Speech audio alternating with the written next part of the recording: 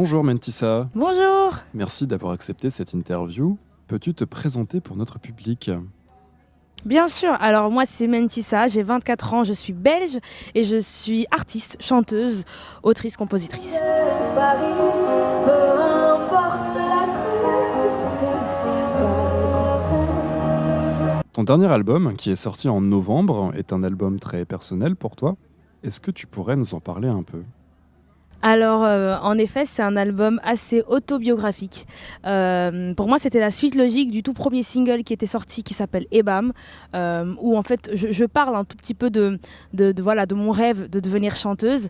Et je me suis dit que pour ce premier album, vu que les gens ne me connaissaient pas, enfin les gens me connaissaient que à travers ce single, pour moi, c'était une suite logique de se dire, bah, je vais continuer à me présenter petit à petit, voilà, leur apprendre tout simplement des petits bouts de qui je suis, de ma personnalité, d'où je viens et de mon état d'esprit aussi, de ce qui se passe dans ma tête de jeune fille qui commence, on va dire, ce nouveau métier d'artiste.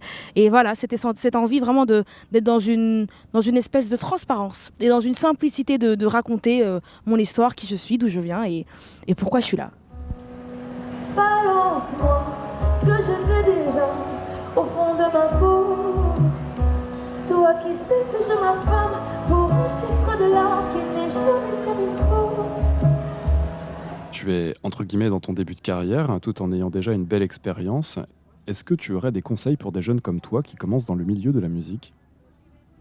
C'est ça qui est marrant, c'est qu'on veut toujours des conseils, mais en vrai de vrai, les conseils que je vais donner, ces personnes-là le savent déjà, parce que c'est toujours les mêmes choses. Il faut travailler, et quand je dis travailler, c'est pas tous les jours pendant 10 heures, mais voilà, il faut être discipliné, voilà. Il faut s'entraîner vocalement et toutes ces choses-là. Et puis je pense que ce qui est important aussi, c'est de pas de se mettre une pression et c'est d'attendre. Parce que moi, je crois au fait que les choses qui viennent à toi te viendront. Donc voilà, il faut travailler pour être prêt le jour où l'opportunité s'offre à toi. Mais c'est pas toi qui va décider quand cette opportunité finalement s'offre à toi. Donc en fait, il y a ce truc où il faut quand même être assez serein. Et puis pour moi, ce qui est très important, en tout cas ce que moi je chéris, c'est la valeur de l'honnêteté et la bienveillance. C'est-à-dire que pour moi, il faut rester soi-même. Voilà. Ça marche en fait, peu importe le style de musique que tu choisis de faire, si c'est toi à 100% toi et que tu l'assumes, ça va marcher auprès des gens. Mentissa, tu nous dis qu'il faut travailler, mais je suppose qu'il faut aussi s'inspirer. Quelles sont toi tes inspirations? J'ai beaucoup d'artistes qui m'inspirent. Je suis assez fan d'Adèle, je pense que c'est une de mes chanteuses préférées. Il y a Sia aussi que j'aime beaucoup. Il y a Birdie, il y a Ed Sheeran. Moins international, enfin Stromae qui est quand même inter, mais en belge on a Stromae que j'aime beaucoup aussi. Et en France, j'aime beaucoup Louane par exemple.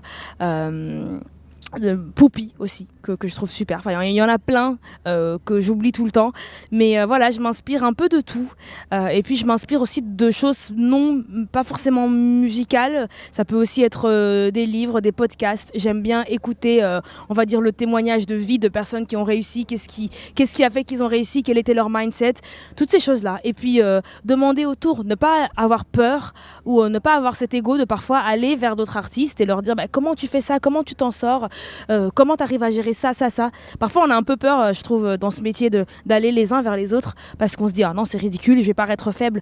Mais non, il faut aller vers les gens et faut aller leur demander des conseils. Donc pour moi, c'est ça. L'inspiration, c'est un peu partout. D'en bas tu me regardes, tu ris de moi, tu me narres, c'est pas bon. Balance-moi, balance tout, j'ai libéré le poids qui pesait lourd sur le cœur, qui m'empêchait d'être belle, qui m'empêchait d'être moi. Tu nous as parlé de Ebam, sur laquelle tu as travaillé avec Vianney. Est-ce que tu aimerais collaborer avec d'autres artistes à l'avenir?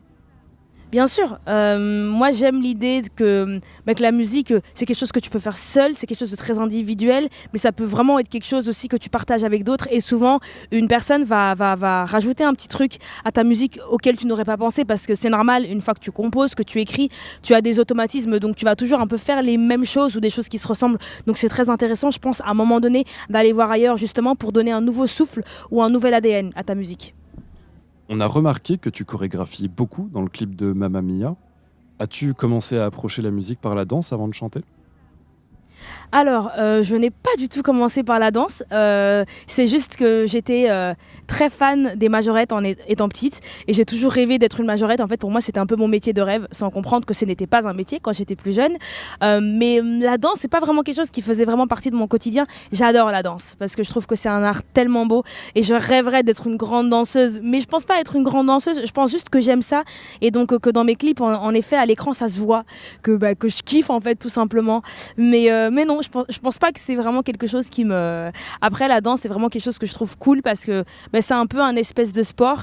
Et puis, comme c'est mélangé à de la musique, forcément, ça me parle. Et donc, c'est quelque chose que j'aime faire aussi pour m'exercer et faire un peu de sport. Un dernier petit mot pour le public du Festidreuse qui t'attend? Un dernier petit mot, c'est kiffons. Voilà, passons un beau moment, faisons la fête, c'est les vacances, pas pour tout le monde, mais c'est les vacances, c'est l'été, on a besoin, je pense, de passer des bons moments, de sourire, de rigoler, de danser et de lâcher prise.